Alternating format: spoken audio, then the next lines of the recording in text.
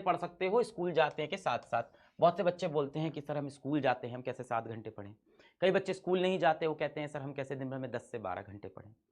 मैं दोनों तरह के बच्चों को बताता हूँ। सबसे पहले वो बच्चे जो स्कूल जाते हैं वो कैसे पढ़ें। पहली मेरी आपसे रिक्वेस्ट कि स्कूल की अटेंडेंस आपकी मिनिमम रिक्वायरमेंट होती है 75 से 80%, कहीं 75% मिनिमम क्राइटेरिया, कहीं 80% होता है। बेटा हफ्ते में दिन होते हैं 7 डेज इन अ वीक। तो पहली मेरी आपसे बहुत स्ट्रांग रिक्वेस्ट है कि आपको मिनिमम अटेंडेंस कितनी मेंटेन करनी है 75 से 80% के आसपास, कई जगह 75, कई जगह 80 होती है। हफ्ते में बेटा आपके पास 7 डेज होते हैं, 7 डेज इन वीक। इसमें से बेटा एक संडे तो आपको मिलता ही है, तो 1 तो संडे आपके पास है ही। बेटा एक आपको ना हॉलीडे करनी पड़ेगी खुद की।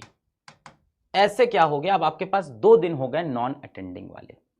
अब आप कहोगे सर इससे परसेंटेज तो नहीं डाउन हो जाएगा अटेंडेंस का? नहीं बेटा, अभी भी आप हफ्ते में कितने दिन स्कूल जा रहे हो? 6 में से 5 दिन अभी भी आप स्कूल जा रहे हो। 5 आउट ऑफ 6 डेज अभी भी आप स्कूल जा रहे हो। तो बेटा अभी भी आपकी अटेंडेंस कितनी हो गई? 5 आउट ऑफ 6 कितना परसेंट हो गया? निकाल लो। 5 आउट ऑफ 6 ऊपर अभी भी बेटा आपकी 83% अटेंडेंस है। तो आप एलिजिबल हो बेटा अभी भी सारी चीजों के लिए। 83% अटेंडेंस अभी भी आपकी बन रही है। तो आपको हफ्ते में बेटा प्लान करके एक दिन का तो छुट्टी मारना ही है, वो टाइम वेस्ट नहीं होने देना है। अब भाई जिसके स्कूल में वो चीजें हो रही है जो उसके फ्यूचर के लिए इंपॉर्टेंट है तो आप जाओ। जो बच्चे कहते हैं मेरे स्कूल में टाइम वेस्ट हो रहा है, मैं उसके लिए, ऐसा ना हो स्कूल वाले सरकार ये वीडियो देख ले बोले कि अलग पांडे कह रहा है कि स्कूल छोड़ दो भाई, स्कूल की पढ़ाई अच्छी नहीं है। मैं तो कहता हूं कोचिंग संस्था का एग्जिस्टेंस ही गलत है। It's a challenge on society. हमारे जैसे कोचिंग संस्था को नहीं होना चाहिए था। आइडियली स्कूल्स इतने अच्छे होने चाहिए थे।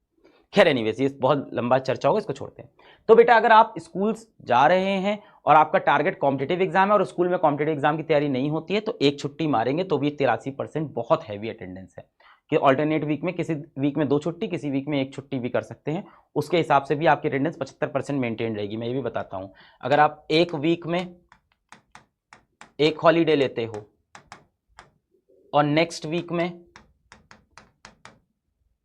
आप 2 हॉलीडे लेते हो, अगर बेटा आप ये खेल खेल जाते हो 1 वीक में 1 हॉलीडे, नेक्स्ट वीक में 2 हॉलीडे, तो हफ्ते में महीने में 4 हफ्ते होते हैं, तो 2-2 वाले 4 हो गए और 1-1 वाले भी 2, तो कितनी टोटल कितनी हो गई? टोटल हॉलीडे इन मंथ बेटा कितना हो गया आपका? 1 और 2, 2 4 और 6 हो गया बेटा, 6 हॉलीडे। तो कहीं 6 कर लो, कहीं 5 कर लो, इस तरह से मैनेज करना पड़ेगा बेटा आपको। थोड़ी सी मैथ्स करनी होगी कि कोशिश करो 5-6 हॉलीडे मार दें और परसेंटेज को मेंटेन रखें। जिस दिन बेटा आप स्कूल नहीं जाते हो ना, आपको एडेड कम से कम 4 आवर्स मिलते हैं, कम से कम 4 आवर्स। जिस दिन आप स्कूल नहीं गए ना, ये जो हॉलीडे हुआ, इस दिन भाई आप एडिशनल 4 घंटे पढ़ सकते हो मिनिमम, इससे ज्यादा भी। एडिशनल 4 आवर्स, 5 आवर्स आपके पास मिनिमम होते हैं पढ़ाई करने के लिए। फिर भी पहले मैं बात करता हूं जो बच्चे स्कूल जाते हैं वो कैसे चीजों को मैनेज करें। तो बेटा अगर स्कूल में देखूं तो किसी का स्कूल सुबह 7 से 2 बजे तक है, किसी का स्कूल 8 से 3 बजे तक है, वॉट एवर इट इज। तो मैं मान लेता हूं कि 9 घंटे तो स्कूल में जाते हैं। कैसे 9 घंटे माने? 6 घंटे आपके स्कूल के हो गए, 1 घंटे आना, 1 घंटे जाना, 1 घंटे पहले उठना, सब जोड़ जाड़ के। तो मैं मान लेता हूं कि आप सुबह 6 AM उठे और 3 PM आप वापस घर लौटे, और ये सारा समय स्कूल के लिए तैयार होना, स्कूल जाना आना, सब में आपके 9 आवर चले गए। इसके बाद मैं आपसे खुद कह रहा हूं कि कम से कम आप 7 आवर सोइए। 7 आवर आप सो गए। बेटा अभी भी रिमेनिंग कितना टाइम है आपके पास जीवन में? अभी भी रिमेनिंग कितना टाइम है आपके पास एक दिन में? मान लेते हैं 9 घंटे स्कूल में बीत गए, स्कूल के लिए तैयार होना, स्कूल जाना आना, स्कूल में पढ़ाई करना, 7 घंटे सो गए, 9 7 16। बेटा अभी भी आपके पास रिमेनिंग 8 आवर है। अब इस 8 घंटे में से बेटा आपको 7 घंटे टारगेट करना है, थोड़ा डिफिकल्ट होगा। और ये कितने दिन करना है बेटा आपको? ये शेड्यूल आपको 5 डेज फॉलो करना है। 5 डेज। क्यों? क्योंकि एक तो संडे होगा, उस दिन एडवांटेज उठाएंगे, और एक अपन छुट्टी लेंगे, उस दिन एडवांटेज उठाएंगे। अब इन 5 डेज में आपको 8 आवर्स आपके पास बचे और 7 घंटे पढ़ने हैं। तो भाई क्या करेंगे, 7 घंटे हम कैसे बनाएंगे? 2 + 2 + 2 + 1, हम ऐसे बनाएंगे अपने 7 घंटे। 2 2 2 और 1। अब बेटा यहां पे ये जो 1 है ना, ये 1 बेटा आपका स्कूल आवर्स के अंदर होना चाहिए।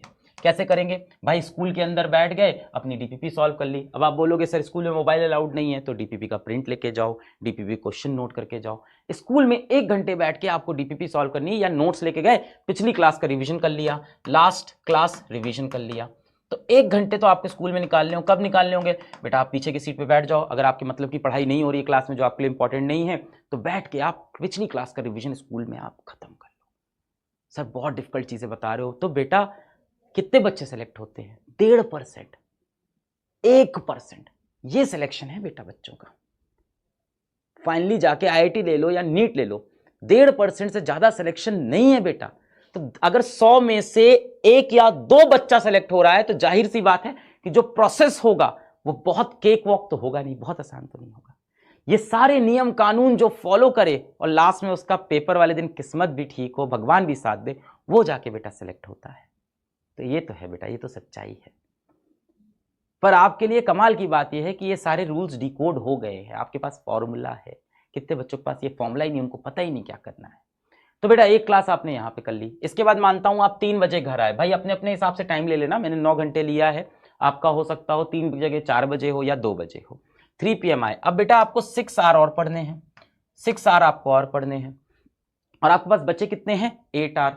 तो बेटा आपको इसको 3 में डिवाइड कर देना है। तो 3 में डिवाइड करते हैं।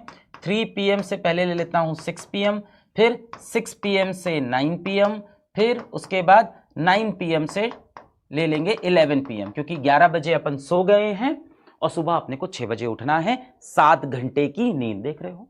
तो मैंने इस 6 घंटे के लिए इसको 3 स्लॉट में डिवाइड किया अपने बचे हुए दिन को। अब 3 से 6 कितना समय है बेटा आपके पास? 3 आवर्स। पढ़ेंगे कितना हम? 2। तो 2 आवर आउट ऑफ 3 पढ़ लिया यहां पे। फिर 6 से 9 कितना समय है? 3 आवर्स। कितना पढ़ेंगे बेटा? फिर से 2 आवर आउट ऑफ 3, यहां पे भी पढ़ लिया। फिर 9 से 11 कितना समय है इस बार? 2। इस बार पूरा 2 घंटे पढ़ना पड़ेगा। 2 आवर आउट ऑफ 2। अब मुझे पता है इन सब में आपको अपना खाना पीना सब मैनेज करना पड़ेगा। यानी अगर आप ध्यान से देखो तो आपके शेड्यूल में सोशल मीडिया के लिए, दोस्ती यारी के लिए, घूमने फिरने के लिए बहुत जगह है, अगर बेटा आपके सपने छोटे हैं, अगर आपका एम छोटा है। अगर आपका एम बड़ा है तो कोई जगह नहीं। इतना रिगरस शेड्यूल फॉलो करने के बाद 2, 2, 4, 2, 6 और एक साथ, तब जाके बेटा आप 7 आवर स्टडी कर पाओगे।